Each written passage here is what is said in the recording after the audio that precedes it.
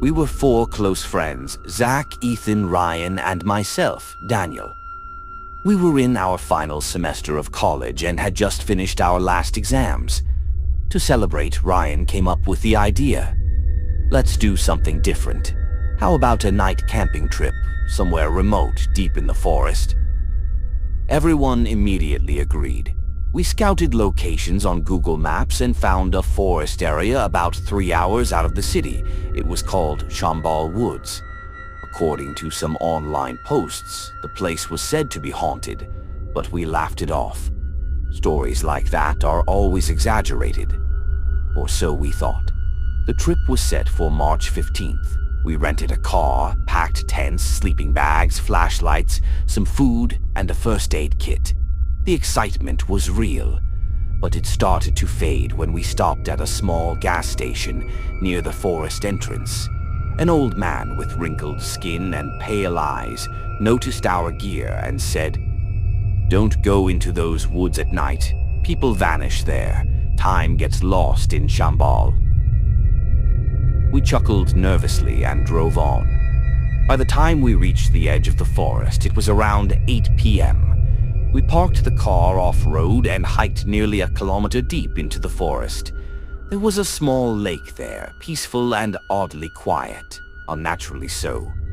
We set up our tents, built a fire, and roasted marshmallows. We played music, shared jokes, and for a while, everything was perfect. Around 11 p.m., Ethan suggested we tell scary stories to match the spooky surroundings. Everyone took turns sharing creepy tales. Ryan then shared one he had read online about a hidden cave in these woods, where people entered but never returned. I rolled my eyes and said, "Come on, that's just nonsense. Let's sleep, we've got a long day tomorrow." But I had no idea sleep was something none of us were going to get. At around 2:30 a.m., I was lying in my tent when I heard something, a faint whisper, my name. "Daniel." I froze. I sat up, grabbed my flashlight, and unzipped my tent. I stepped out and saw all three of my friends asleep. "Who's there?" I called out. No answer. But then I saw something near the lake, a shadow maybe, quickly moving into the trees. I pointed the flashlight in that direction. Nothing. I walked a bit closer and noticed something disturbing, bare footprints on the dirt, small and fresh, leading away from my tent. And straight into the woods. Chills ran down my spine. I rushed back and zipped up my tent tightly, but sleep had completely abandoned me. By morning, something was wrong.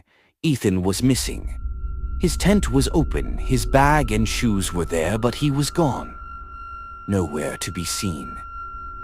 We started calling his name loudly. "Ethan, where are you, man?" But the forest echoed our voices back with silence. That's when we saw something across the lake, a piece of clothing hanging from a tree branch. It was Ethan's scarf. Ryan muttered, "We need help. This isn't funny anymore. We should call someone." But none of our phones had service. No signal. Completely dead. Then Zach pointed at a narrow path behind the tree where the scarf was. "That must lead somewhere," he said. "Maybe he's just lost." We followed the trail, and I wish to God we hadn't. After about 20 minutes of walking, we found a small, strange-looking cave. Its opening was half covered in moss, and it looked ancient, just like the one Ryan had mentioned in his story. There was no door, yet pitch black darkness. Bloodstains marked the ground near the entrance. I said, "Guys, I don't think we should go in." But Zach had already spotted something inside Ethan's backpack. We stepped in cautiously. The coldness inside was unnatural, the air thick and musty. And then the wind howled behind us. The entrance slammed shut. Pitch black. We were trapped. Panic gripped us. We turned on our flashlights, but the beams felt weak in that suffocating dark. Suddenly, a woman's scream echoed through the cave, loud and terrifying. "Run!" I yelled. "But where?" There were tunnels and passageways branching out like a maze. No map, no markings. We were like rats inside a giant trap. And then we found him, Ethan. But he was already gone. His eyes were wide open, mouth filled with dirt, like the earth itself had tried to consume him. We started crying, shaking. Zach puked. Ryan fell to his knees in shock. Before we could move, a tall, shadowy figure emerged from the far end of the tunnel, towering at least 10 feet tall with burning red eyes. Its face was not human. In one hand, it dragged Ethan's lifeless body behind it and vanished into the shadows. Ryan stammered, "That's not a ghost, it's something ancient, something evil." Zach whispered, "It's the forest's guardian. Maybe some cursed protector sealed away in this cave long ago." We realized the truth. This trip wasn't an adventure. It was a trap. The silence, the lake, the beauty, it was all designed to lure us in. Now we were food. The three of us began to run through the cave, desperately trying to find a way out. But the paths shifted. Walls appeared where tunnels once were. It was like the cave was alive, reshaping itself to keep us in. Then it got Ryan. The shadow came out of nowhere, wrapping its long arms around him, pulling him into the darkness.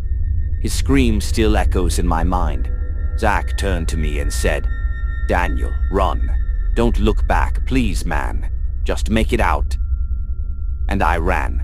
I didn't stop, not even when I heard Zach's screams behind me. Eventually, I stumbled upon a crack in the wall, barely wide enough to squeeze through. I pushed myself through it and found myself outside.